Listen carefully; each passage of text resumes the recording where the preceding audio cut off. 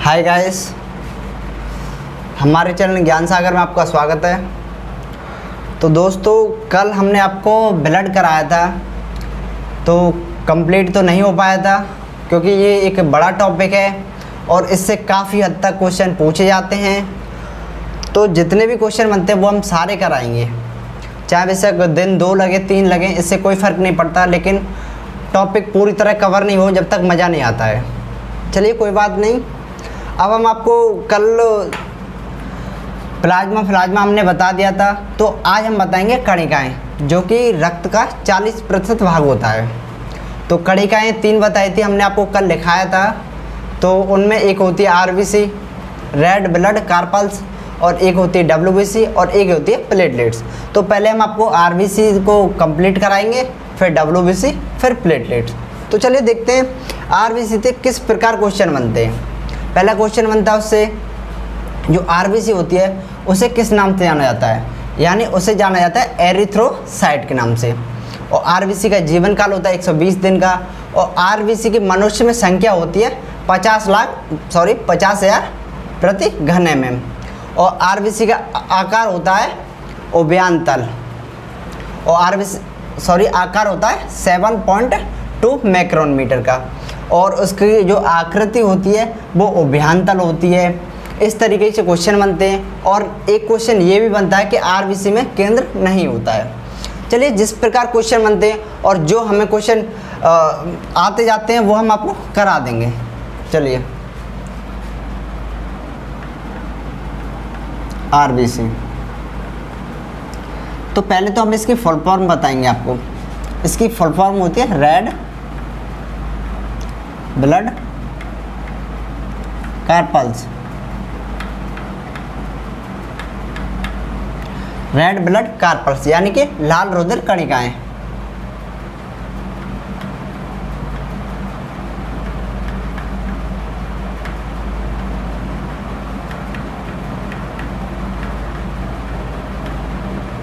लाल रुधिर कणिकाएं। अब इसका जो नाम होता है उसे हम एरिथ्रोसाइट के नाम से भी जानते हैं।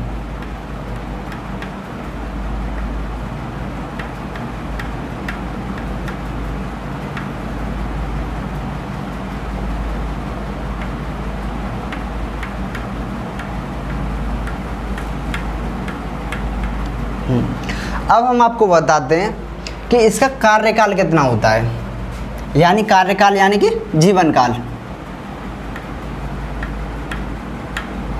आरबीसी का जीवन काल 120 दिन का होता है। और जो मनुष्य के शरीर में इसकी संख्या कितनी पाई जाती है,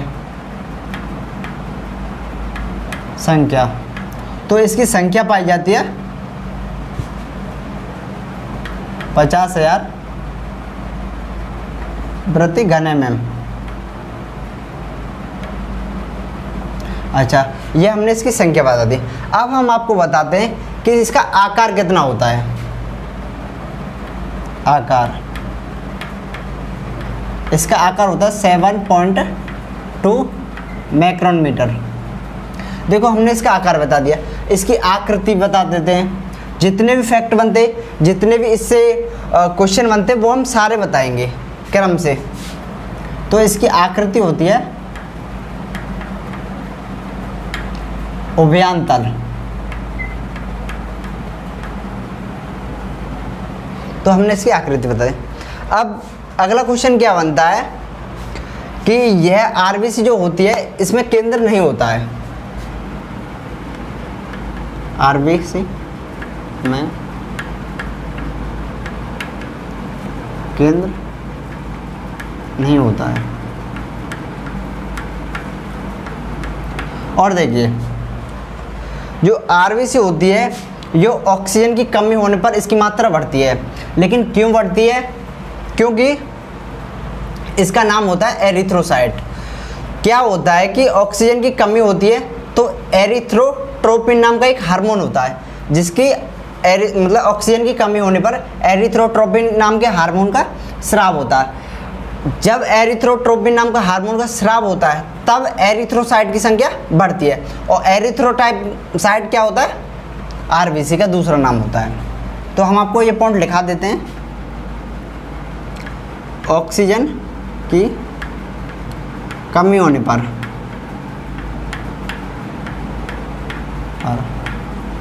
आरबीसी की संख्या बढ़ती है, संख्या बढ़ती है। क्यों बढ़ती है? क्योंकि एरिथ्रोट्रोपिन नाम का हार्मोन का स्राव होता है, एरिथ्रोट्रोपिन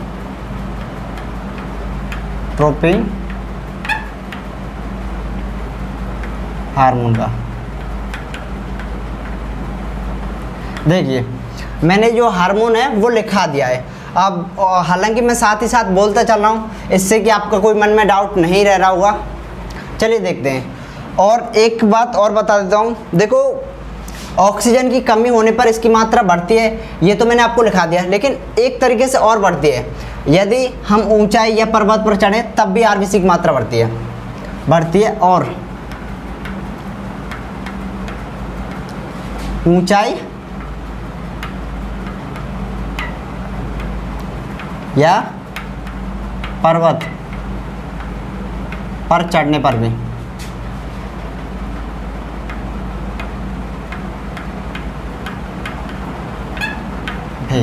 देखो मैंने आपके दोनों जो थॉट बनते हैं वो करा दिए। चलिए अगला क्वेश्चन क्या बनता है? अगला क्वेश्चन ये बनता है कि जो आरबीसी की जो संख्या होती है वो किस में अधिक पाई जाती है, किस में कम पाई जाती है, सबसे बड़ी आरबीसी किस में पाई जाती है और सबसे छोटी आरबीसी किस में पाई जाती है। देखिए सबसे अधिक आरबीसी यानी संख्या में सबसे अधिक आरबीसी ऊंट में पाई जाती है और सबसे कम आरबीसी मेंढक या कुत्ते में पाई जाती है। तो सबसे अधिक आरबीसी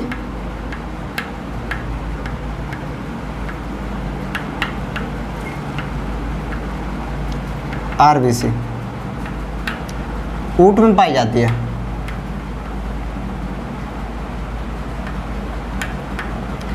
और सबसे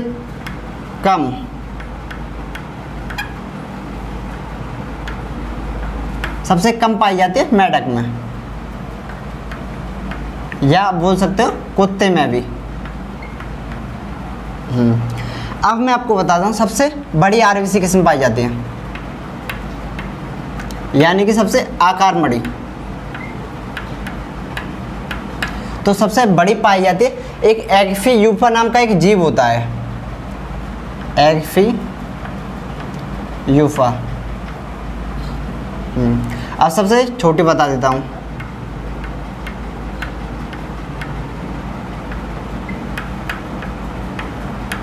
सबसे छोटी पाई जाती है कस्तूरी मृग में।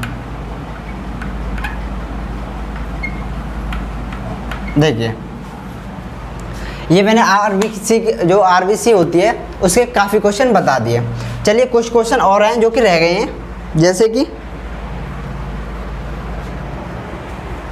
जैसे मैं बता देता हूँ हीमोग्लोबिन से संबंधित। और तो आरबीसी संबंधित मैंने आपको जीवन काल बता दिया, संख्या बता दी, आकार बता दिया, आकृति भी चलो सही बता दिया मैंने क्वेश्चन। अब देखो हाँ केंद्र बता दिया मैंने, केंद्र नहीं होता। अब मैं बताता हूँ हीमोग्लोबिन।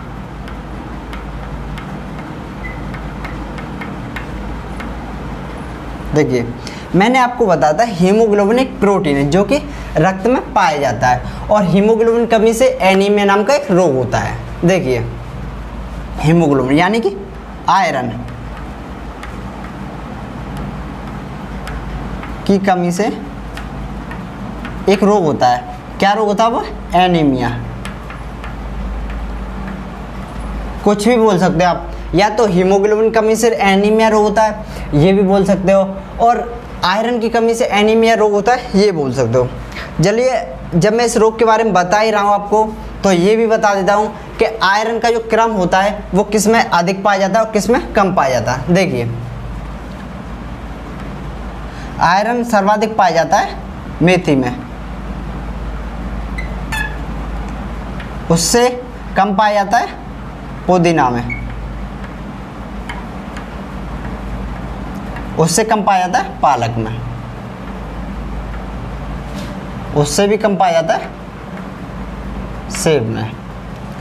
देखिए जब आपने नॉर्मल बुक पढ़ी होंगी तो उसमें अक्सर करके पालक आ जाता है, लेकिन पुदीना और मेथी का कोई भी नाम नहीं आता। अगर कोई भी आप अच्छे लेवल की बुक उठाओ तब आपको पता पड़ेगा कि मेथी और पुदीना में पालक से अधिक आयरन पाया जाता है। तो दोस्तों ऐसा नहीं है कि हम ऐसे ही नॉर्मल किताब उठा के आपको छाप देते हैं, ऐसा नहीं है। हम भी एक अच्छे लेवल की डी बसु या लक्ष्मीकांत या सुभाष कश्यप जैसी अच्छी किताबों को पढ़कर आपको उनका जो पॉइंट होते हैं, अच्छे पॉइंट होते हैं, उन्हें आपको कराते हैं। तो ऐसे ही नहीं है कि नॉर्मली किताबों को पढ़ के छाप दें, ऐसे ही नहीं है। थोड़ा मेहनत करते हैं हम आपके लिए, चाहे हमें पता हो, चाहे आप बेशक हमारे लिए मेहनत कर रहे हो या नहीं कर रहे हो, लेकिन हमारा फ़र्ज है आपको अच्छा डेटा दें। तो चलिए, मैंने बताया इस तरीके से आयरन का क्रम होता है। अच्छा, अब मैं आपको बताता हूँ। देखो, आयरन होता है, मैंने आपको बताया कि एनीमिया रोग होता है, लेकिन कितनी कमी होने पर, हीमोग्लोबिन की कितनी कमी होने पर एनीमिया रोग होता है। आज से कुछ दिन पहले मैंने आपको वीडियो में बताया था कि हीमोग्लोबिन पुरुष में पाया जाता है 15 ± 2 ग्राम प्रति 100 ml और महिला में पाया जाता है 13 ± 2 प्रति ग्राम 100 ml। और बच्चे में भी बताया था, जो नवजात शिशु होता है उसमें पाया जाता है 16 ± 2 प्रति 100 ml। तो अब मैं आपको बता दूं कितनी कमी से एनीमिया रोग होता है। अगर हीमोग्लोबिन की मात्रा 11 ग्राम प्रति 100 ml से भी कम हो जाए रक्त में, तो कौन सा रोग होता है? एनीमिया। अब देखिए, इनमें मैंने आपको आयरन के स्रोत बता देती है, लेकिन और बता देते हैं, और आयरन किस में पाया जाता है? बकरी के दूध में पाया जाता है, बकरी के दूध में, बकरी के दूध में भी आयरन पाया जाता है। लेकिन एक बात आपको बता देता हूँ, जो बकरी का जो दूध होता है उसमें जो गंध से आती है, कभी आप देखना उसमें हल्की हल्की गंध से आती है, वो आयरन कारण आती है। तो गंध का जो कारण होता है ना,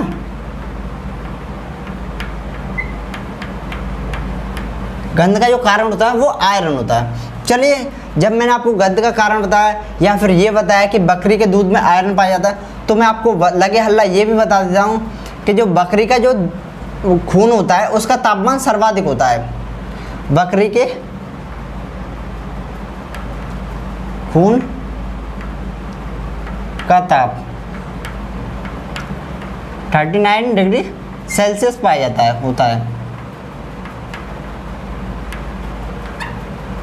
चलिए, मैंने आपको ये बता दिया। अब मैं आपको बताता हूँ, जो हालांकि ब्लड चल रहा है, कल की वीडियो में हमारे कुछ क्वेश्चन रह गए थे, जैसे कि जो रक्तदाब होता है, रक्तदाब हम किससे मापते हैं? यहाँ पे पॉइंट करके लिखा देता हूँ मैं। रक्तदाब मापने का यंत्र,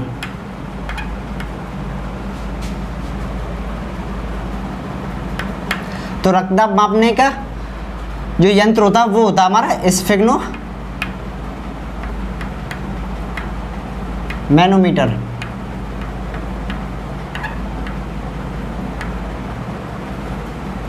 और अगला क्वेश्चन क्या होता है? आरबीसी या डब्ल्यूबीसी का अनुपात अक्सर करके पूछ लिया जाता है। तो मैं आपको आरबीसी अनुपात डब्ल्यूबीसी भी बता देता हूँ। अनुपात होता है 600 अनुपात 1। देखिए, आरबीसी और डब्ल्यूबीसी का अगर अनुपात आपसे पूछा जाए तो आपको बताना 600 अनुपात 1 होता है। चलिए, हालांकि सभी तरीके से मैंने यहाँ तक आपकी जो आरबीसी है वो कंप्लीट हो चुकी है। अब मैं आपको बताता हूँ डब्ल्यूबीसी के बारे में। देखिए, डब्ल्यूबीसी पहले तो बताता हूँ, जो डब्ल्यूबीसी की जो फुल फॉर्म होती है वो क्या होती है? वाइट ब्लड कार्पल्स, ये होती है, यानी कि श्वेत रोदर कणिकाएं।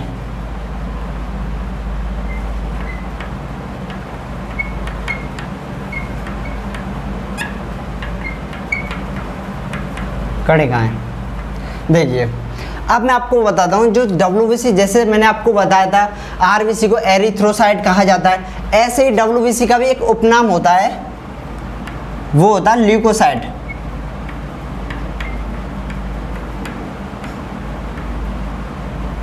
ल्यूकोसाइट। अब बता देता हूँ WBC का कार्य क्या होता है। देखिए, चलो यहाँ पे लिखा देता हूँ, यहाँ से पॉइंट करके, कार्य किसका, WBC का। तो WBC का कार्य होता है, चलिए यहाँ पे वीडियो में नहीं आ रहा होगा तो कोई बात नहीं, हम अगली बार में इसे मिटा के लिखा देंगे। कार्य लिखाना और इससे जो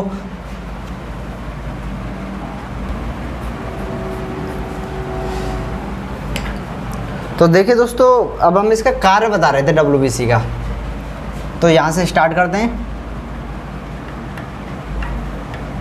कार्य होता है इसका, यह शरीर की प्रतिरक्षा प्रणाली को बनाए रखती है। यह शरीर की प्रतिरक्षा प्रणाली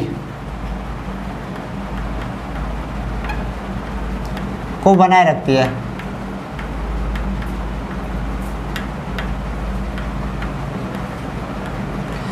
प्रतिरक्षा प्रणाली को बनाए रखती है, इसे हम मानव शरीर का सैनिक भी कहते हैं। मानव शरीर का सैनिक भी कहते हैं। मतलब जो WBC होती है इसे मानव शरीर का सैनिक के नाम से भी जानते हैं। देखिए, अब मैं आपको बताता हूँ जो WBC होती है इसकी कमी के कारण कौन से रोग होते हैं और इसकी अधिकता के कारण कौन से रोग होते हैं।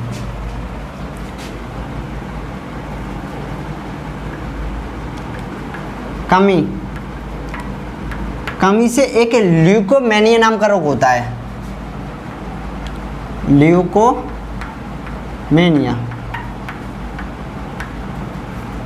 और अधिकता से एक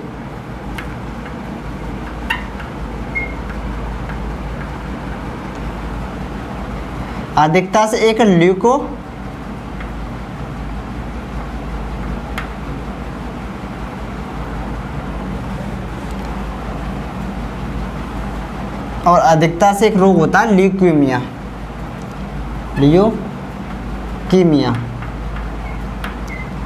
और इस ल्यूकीमिया को हम ब्लड कैंसर के नाम से भी जानते हैं।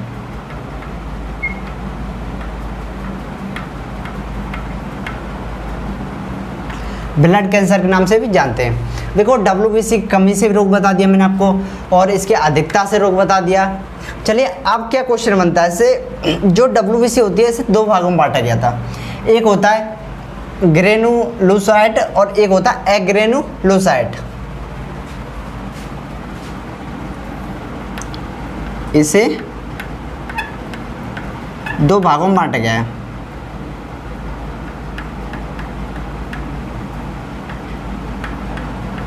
बांटा गया है।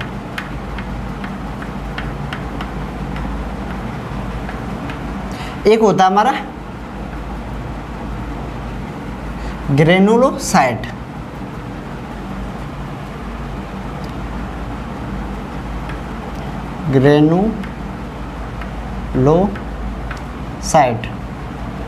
एक अगला होता है हमारा एग्रेनुलोसाइट।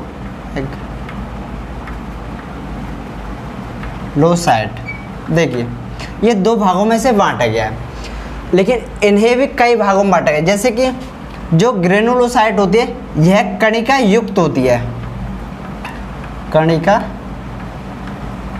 युक्त होती है। यानी कि जो ग्रेनुलोसाइट भाग होता है इसके साथ में कणिकाएं होती हैं, लेकिन जो एग्रेनुलोसाइट होता है इसके साथ कणिका नहीं होती है, यानी ये कणिका विहीन होती है। देखिए, ये तो आपको समझ में आ गया, लेकिन अब मैं आपको बताता हूँ इन्हें भी किन भागों में बांटा गया। जैसे कि इसे तीन भागों में बांटा गया है। एक होता है हमारा इओसिनोफिल,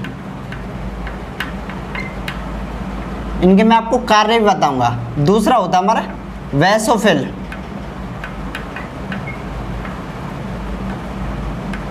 तीसरा होता है हमारा न्यूट्रोफिल। देखिए, इन तीन भागों में बांटा है।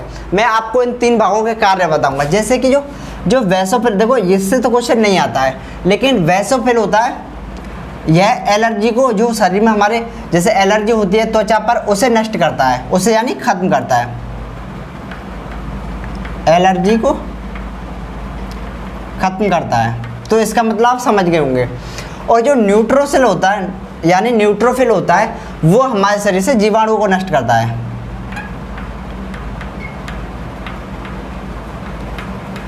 जीवाणुओं को नष्ट करता है। देखिए अब बात करते हैं जो कणिका विहीन भाग होता है, जिसे हम बोलते हैं एग्रेनुलोसाइट। देखिए इसे भी दो भागों में बांटा गया है। एक होता है हमारा मोनोसाइट,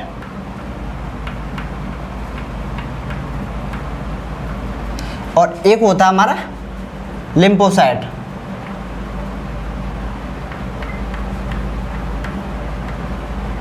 देखिए जो मोनोसाइट होता है यह जीवाणुओं को पकड़ने का कार्य करता है। जीवाणु पकड़ने का,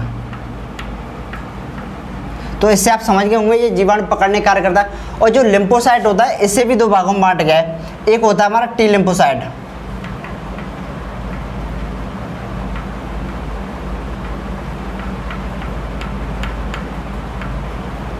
और एक होता है हमारा वी लिम्फोसाइट।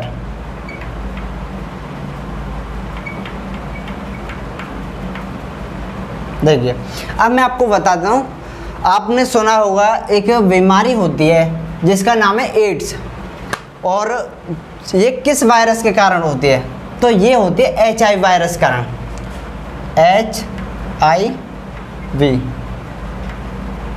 HIV वायरस कारण होती है।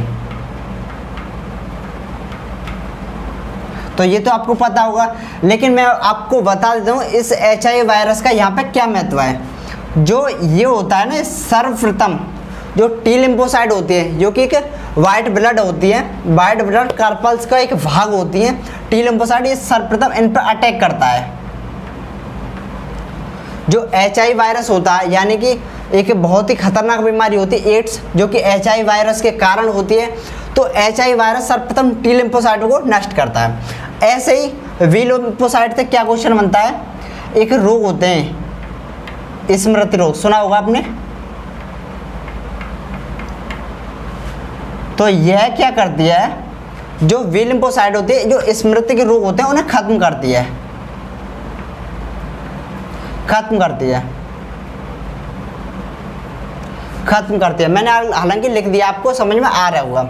जो HIV वायरस है वो तो टी लिम्फोसाइट को सर्वप्रथम नष्ट करता है, और जो वी लिम्फोसाइट है वो सर्वप्रथम स्मृति यानी जो याददाश्त से संबंधित वो रोग होते हैं उन्हें खत्म करती है।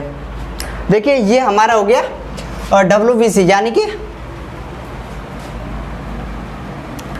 White blood carpals.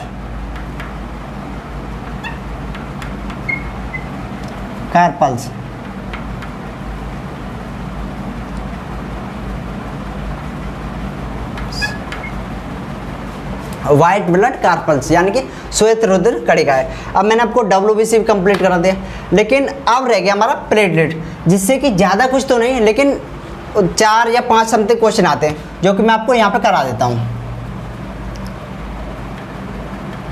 प्लेटलेट्स, देखिए इससे कौन कौन से क्वेश्चन आते हैं मैं आपको बता दूं। इसे थ्रोम्बोसाइट के नाम से जाना जाता है। थ्रोम्बोसाइट,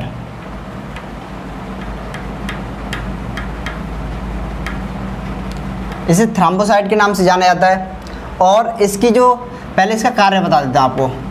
कार्य क्या होता है, मैंने कल आपको कुछ विटामिन कराए थे, जैसे कि एक होता फाइब्रोनोजन बताया था, और एक और बताया था मैंने आपको, जो कि एक फाइब्रोनोजन था और एक और था प्रोथर्मिन, तो हमने करा ही दिया।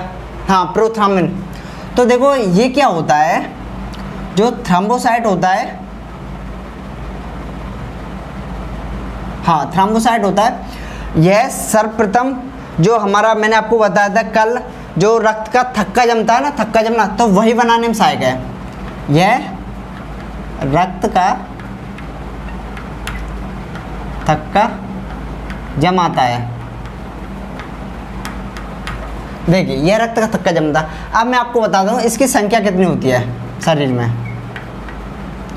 तो इसकी संख्या होती है 3 लाख